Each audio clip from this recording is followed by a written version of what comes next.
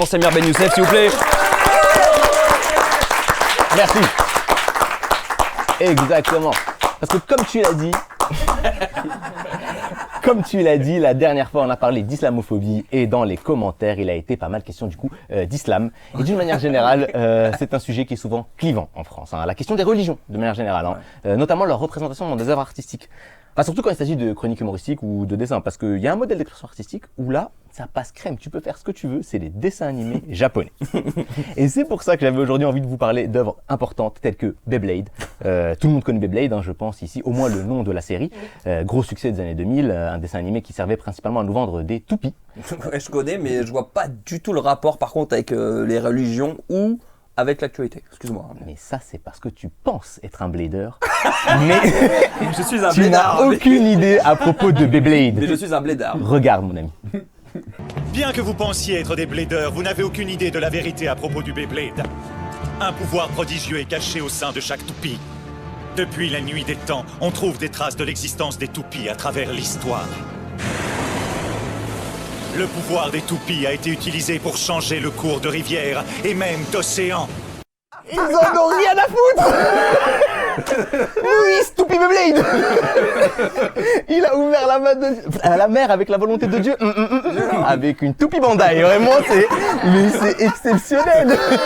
Mais si tu regardes leur bail, là où ça m'a énervé, c'est que dans leur Moïse, si vous revenez dans l'image, ils ont fait le Moïse qui tient les tables des lois à la main.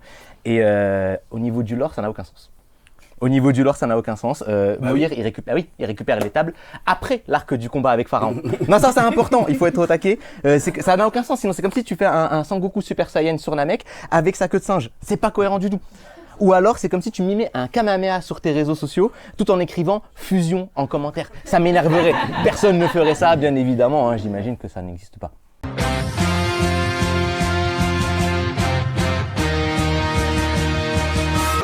Excellent. Non.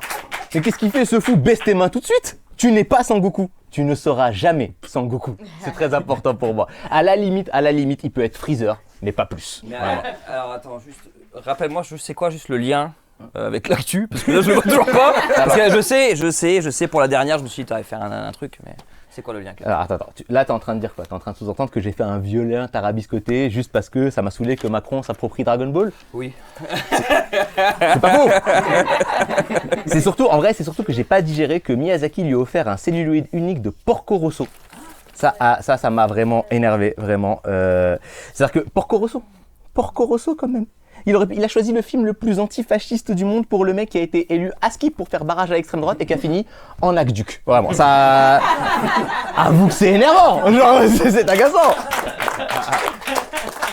Mais surtout, je trouve que c'est un beau symbole tout ça, d'à quel point tout part à volo et à quel point on ne réagit plus. Oui, voilà, des expressions. C'est très bien. Non, je dis pas, avant les mecs au pouvoir ils ne respectaient pas non plus. Mais ils faisaient semblant. Ouais. Là, ils nous pissent dessus, ils font même pas l'effort de nous dire que c'est de la pluie. Ça m'énerve, ça m'agace. C'est vraiment un truc. Et il y a des signes comme ça qui le soulignent. D'ailleurs, pareil, Beyblade. Certes, de base, je l'ai mis parce que j'avais très envie de vous passer l'extrait avec Moïse qui vous l'a mis en deck. Je pense que tout le monde a besoin de voir ça une fois dans sa vie. Ça, c'est nécessaire. Mais il y a quand même un lien avec la politique. Parce qu'il y a un député macroniste qui s'appelle Sylvain Maillard. Il y a quelques années, il avait été épinglé par les Panama Papers pour une affaire de deal de toupie Beyblade. Non. Ah, si. Est-ce que le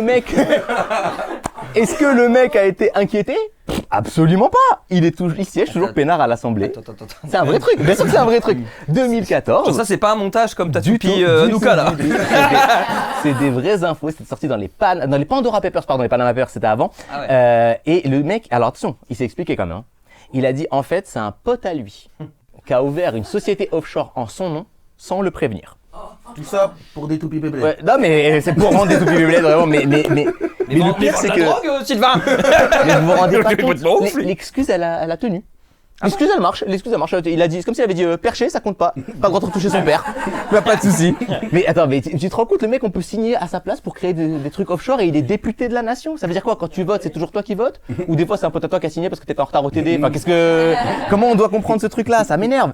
Non, il y a que moi que ça défrise. Non, Sans déconner. Non, mais parce que non, j'ai l'impression d'être énervé tout seul. Parce que je sais pas ce qu'il y a de plus nombreux sous On a juste Macron. peur, gros. Là, je suis énervé. J'arrive pas à savoir ce qui est de plus nombreux sous Macron. Est-ce que c'est les 49.3 ou les responsables politiques inquiétés pour malversation? Ah, J'arrive pas à savoir. Rien que le terme d'ailleurs malversation. Vous vous rendez pas compte? Le terme malversation vous choque pas.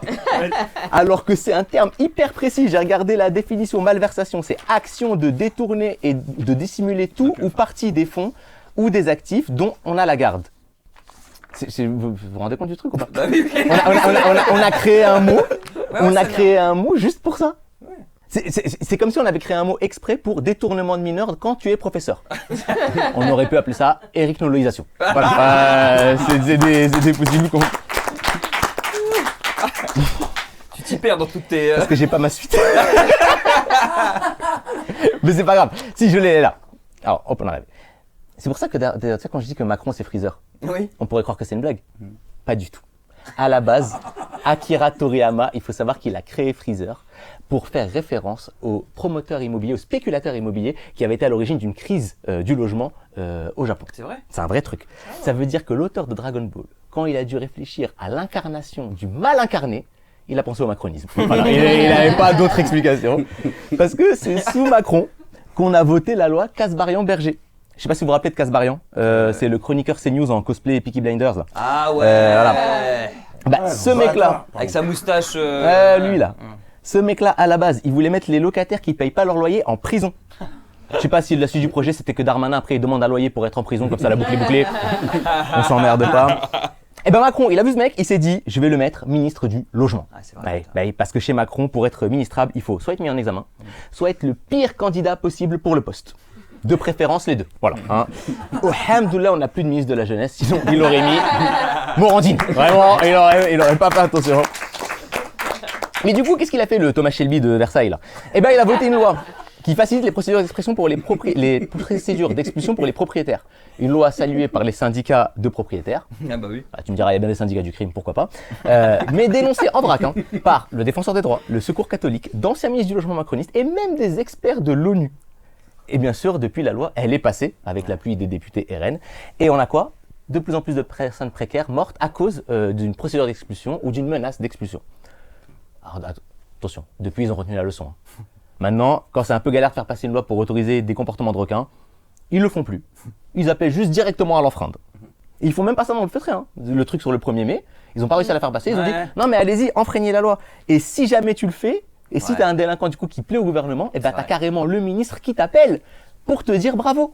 C'est une dinguerie. Le mec, il l'a appelé le boulanger verbalisé pour le féliciter.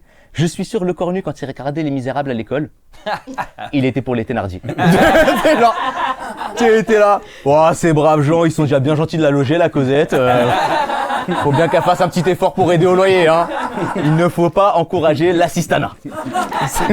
Référence littéraire, j'aime bien ça. T'as vu, on est là, on est là. Ah oui. Mais il est quand même fort, Macron, hein, parce que c'est son premier ministre le cornu et c'est nous qui finissons cocu. C'est quand même.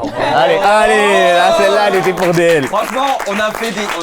Pour DL. C'est On a vraiment- régalé c'est DL. pour DL. Voilà, tout ça pour dire qu'en face de nous, on a Freezer Prime, notre seul espoir. C'est Sangoku. Et Sangoku, c'est quoi? C'est un mec qui revient toujours plus fort après une défaite. C'est un mec qui tend toujours la main à ses rivaux, quand bien même ils le trahissent. Le Sangoku de la politique, c'est qui? Jean-Luc Mélenchon. C'est Jean-Luc Mélenchon. Je n'ai qu'une chose à dire pour conclure. En 2027, donnons-lui notre énergie pour réussir à vaincre l'extrême droite avec notre meilleur Genki Dama. La révolution de Jean-Luc. Qu'est-ce qui a décidé ça? Je sais pas. J'ai trouvé ça sur internet, ça m'a fait plaisir. Est-ce qu'on fasse un débat Jean-Luc Mélenchon, Vegeta ou Sangoku? Incroyable. Mais j'aime beaucoup cette vibe qu'on a, genre antifasciste et manga et référence pop culture. Parce que les pas mangas mal. c'est antifasciste. Tu penses? Ah ouais. C'est les gens qui les lisent des fois ils savent pas, mais de fou. Je sais pas, moi je me suis arrêté au Chevalier de Zodiac. Ouais, Pokémon, tout ça, c'est. Bleach. Bon, Pokémon peut-être pas. Antifasciste. Mais, C'est Bleach ton pull? Non, c'est l'exploitation Jujutsu animale quand même. Kaisen. Juste- Ah pardon. Putain, je suis tellement à la ramasse. mais regarde One Piece. One Piece, le héros, c'est quoi? Le mec il brûle le drapeau du gouvernement mondial parce que ça lui a pris une de ses amies. Tu le mets en France. T'as spoilé peut-être le One film Piece à plein de gens là. Ouais, ça va. sorti il y a 20 ans, Ouais, de ouf. Ah j'avoue, ok. Mais tu le mets en France, Luffy, mais tu lui offres un master poulet, il va tabasser Macron. Hein. C'est vraiment, c'est réglé comme ça là. C'est son fruit de démon. Ah, tout de suite. Le poulet du démon. Non mais vraiment, genre, là, c'est. Mais il y a des fans de manga par contre très de droite. Je comprends pas. Ah bon? Il y en a, mais plein. Ils lisent, ils sont en mode Freezer, en vrai bon gars. Il y a des Regarde mangas. l'attaque des titans, ils disent ah RN, bon délire hein, en vrai. Génocide, tout ça, bon délire. Il y a des mangas. Vous pensez qu'il y a des mangas de droite? Oui, bah bien sûr. Mais en vrai, même dans les mangas qui sont un peu antifascistes, des fois il y a des vibes de droite, mais ça, on oublie. Bon. Il y a un truc de reproduction sociale et tout. Moi, Mettez-nous dans les commentaires votre manga préféré. Je sais pas comment vous dire dessus. Mettez-nous vos personnages préférés selon vous qui est le mangaka, celui qui dessine. Le personnage de manga le plus antifa. J'ai l'impression d'avoir 86 ans. Comment ça s'appelle les Pokémon Dragon Ball là, je conviens. Mais bah mettez plein de commentaires. Il y a un manga avec un personnage qui s'appelle Polnareff. Il y a quoi? Un manga avec un personnage qui s'appelle Polnareff. Ça s'appelle Jojo Bizarre Aventure. C'est un manga qui est hyper queer. Et il y a des fans de Jojo qui sont homophobes. C'est pas vrai. C'est comme s'ils étaient fans de Drag Race et en même temps à la Manif pour tous. Tu vois, c'est une ambiance un peu particulière, mais ça arrive. Bon bah ok, écoute, franchement j'ai appris plein de choses avec cette émission. Mais j'ai l'impression d'avoir 75 ans quoi, c'est exceptionnel.